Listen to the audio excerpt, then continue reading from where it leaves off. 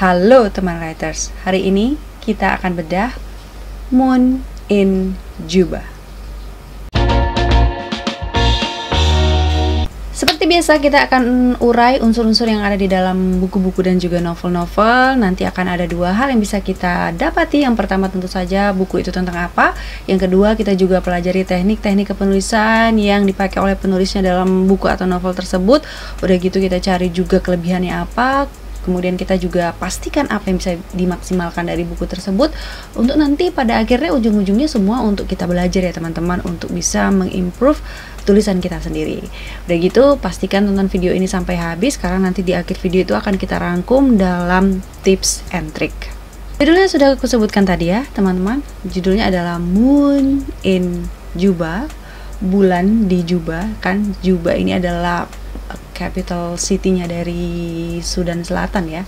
So ini ditulis oleh Uni Ramendaseli ya. Kenapa aku panggil beliau Uni? Karena beliau ini berasal dari Sumatera Barat ya. Terbit di ada dua nama penerbit yang aku baca di sini ya. Ini diterbitkan oleh CV Hezrein atau Hajrein atau Hezrein ya bacanya, publisher yang bertempat di Binjai, Sumatera Utara ya, dekat sini. Dan bekerja sama dengan Prudentia Publishing. Nah, kalau misalnya aku lihat media sosial mereka itu, kalau untuk yang Hezrein Publisher itu di Instagramnya ada. Nanti aku letakkan di description box. Postingan terakhir itu tahun 2018. Kalau di Facebook ada juga mereka itu postingan terakhir tahun 2019. Nah, untuk Prudentia Publishing lebih aktif ya. Aku lihat di situ Facebooknya postingan terakhir 2021. Di Instagramnya postingan terakhir 2020. Nah, karena untuk Hezrein Publisher dan Prudentia Publishing ini masih baru pertama kali aku pegang, maka kita akan bahas dulu book performance-nya ya, untuk menambahkan list referensi dari penerbit indie yang kita miliki ya. Jadi bisa tambah banyak ini ya, pilihan gitu teman-teman. Nah, teman-teman bisa lihat di sini untuk book performance-nya gelap dia ya, didominasi warna gelap walaupun ini glossy ya. Ini menggunakan bahan yang glossy. Gitu ada seorang prajurit di sini ya, ilustrasi pemeran utamanya ya bisa kita katakan, dan desainnya sih ya yang suka dengan realistis ya, apa desain-desain yang realis ya seperti ini ya. Ini pasti keren sekali. Dan kemudian mungkin yang agak bisa diperbaiki itu blurbnya ya ini. Maksudnya tulisan blurbnya itu terlalu besar ya kan, terlalu melebar gitu ya, jadi kayak terlihat kurang rapi gitu ya kalau untuk blurbnya. Dan ini masalah kecil sih sebenarnya ya. Kalau misalnya untuk dalamnya, kalau menurut aku sih layoutnya biasa-biasa saja, bagus. Inilah mungkin dari awal-awal bab ini seperti ini ya, masih bisa dirapikan lagi mungkin desainnya, layoutnya, tapi maksudnya ini ilustrasi yang untuk bab-bab pembuka ini masih bisa dirapikan lagi. Tapi kalau untuk layoutnya, tulisannya semua enak dibaca kok teman-teman, enak dibaca. Udah gitu kertasnya juga bagus ya, bukan kertas yang tipis-tipis sekali gitu ya. Ini kertasnya agak-agak tebal gitu ya. Nah, bagi teman-teman yang memang mengetahui lebih dalam buku-buku seperti apa aja yang diterbitkan oleh Prudentia Publishing atau juga Hezrein Publisher, itu aku sudah letakkan semua media sosialnya ya, teman-teman bisa riset sendiri lah gitu. Nah, kalau misalnya teman-teman mau diskusi nih sama penulisnya Uni Ramendaseli, aku juga sudah letakkan ya media sosialnya di description box. Cerita ini paling banyak berlatar di Sudan Selatan, tepatnya di Juba ya kan, the capital city of South Sudan. Jadi di sana memang ada terjadi konflik antar inilah ya, peperangan saudara gitu kan, yang terjadi sejak Desember 2013 ya kan. Jadi karakter utama kita yang bernama Zinuddin Amar ini adalah seorang TNI. Jadi dia memimpin sebuah tim yang disebut dengan Jungle Team atau tim Jungle. Ini adalah sebuah pasukan perdamaian ya kan, kayak semacam pasukan Garuda gitu yang dikirim oleh Indonesia ke daerah-daerah konflik untuk membantu proses dari gencatan senjata, proses perdamaian dan lain sebagainya. Jadi Kapten Zinu ini yang memimpin. Memang pada saat mereka dikirim itu di Juba ini terjadi gencatan senjata, dan itulah yang akan mereka kawal gitu ya, perdamaian, proses menuju perdamaian itu mereka kawal.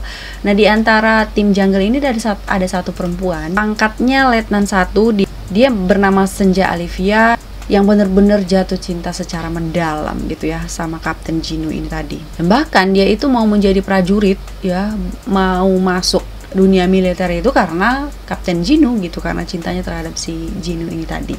Rintangannya adalah sebenarnya Jinu ini dia sudah punya kayak kekasih sejati lah gitu. Dia juga sudah cinta sekali secara mendalam terhadap seorang reporter asal Inggris ya, bernama Manuela Gray, yang panggilannya adalah Emma. Sudah menghilang selama 8 tahun, tetapi cinta terhadap si Emma ini tidak pernah pudar. Walaupun menurut dia, dari sudut pandang Kapten Jinu ini, Emma ini sudah pergi begitu saja tanpa kabar, alias di ghosting dia gitu ya, tapi cinta itu tetap ada gitu selama 8 tahun. Jadi dia nggak bisa menerima cinta yang lain meskipun itu dari Senja. Dan Senja ini sebenarnya merupakan adik angkatnya ya, karena si Jinu ini dia dirawat oleh orang tua dari si Senja. Rupanya ada suatu inciting incident di mana si Jinu ini kembali bertemu lagi dengan Emma gitu ya, waktu menyelamatkan Sandra ya kan.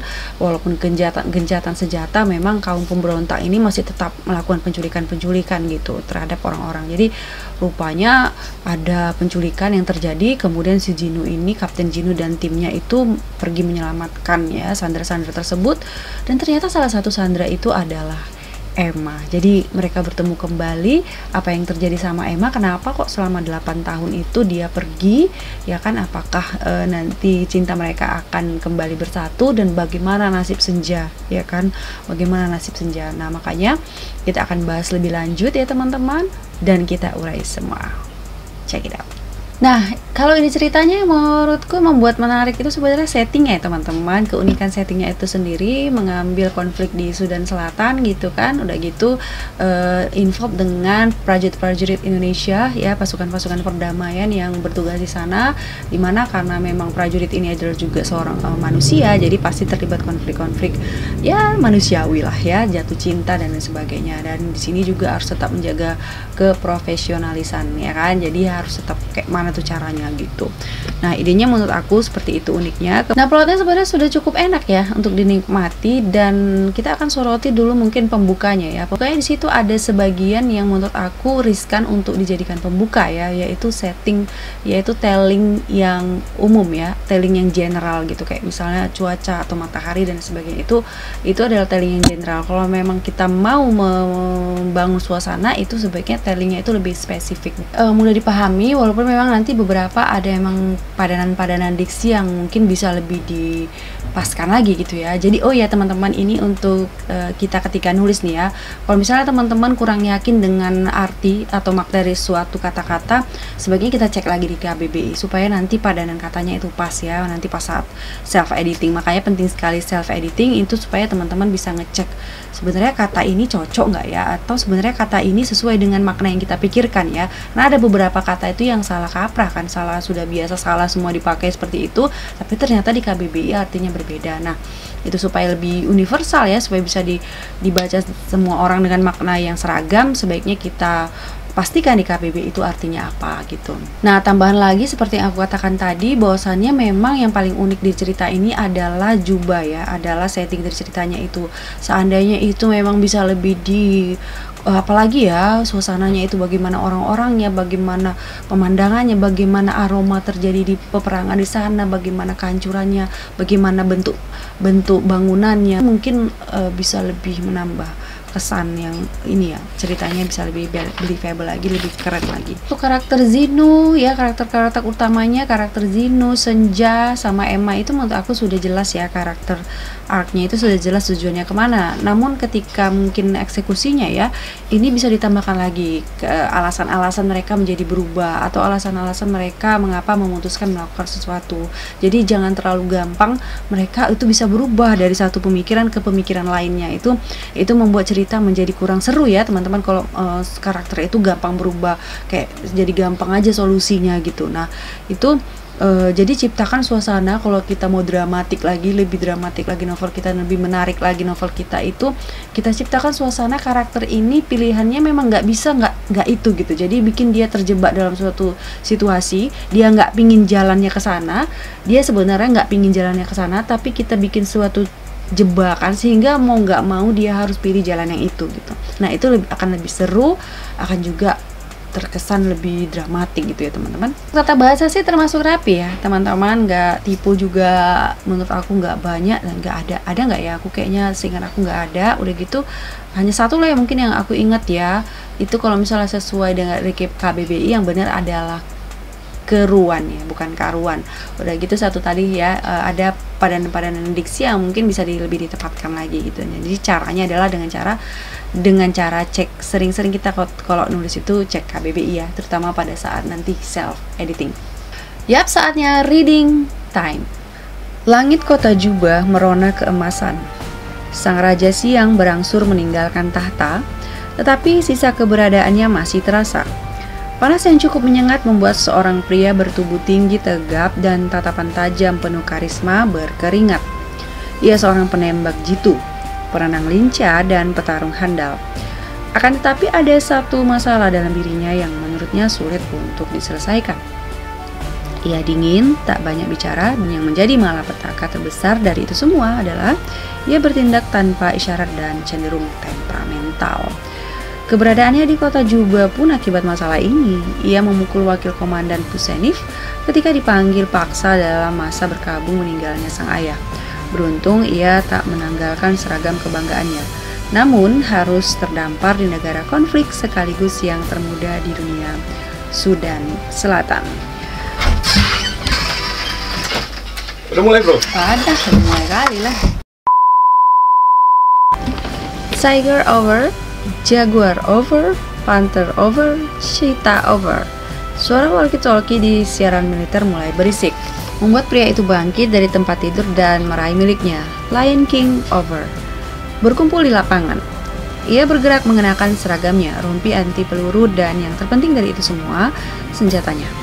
Tipe SS2V4 kaliber 5,56 mm disematkan di punggung dan sepucuk G2 Combat bergantung di pinggangnya. Semua senjata itu adalah asli buatan Pindad Indonesia.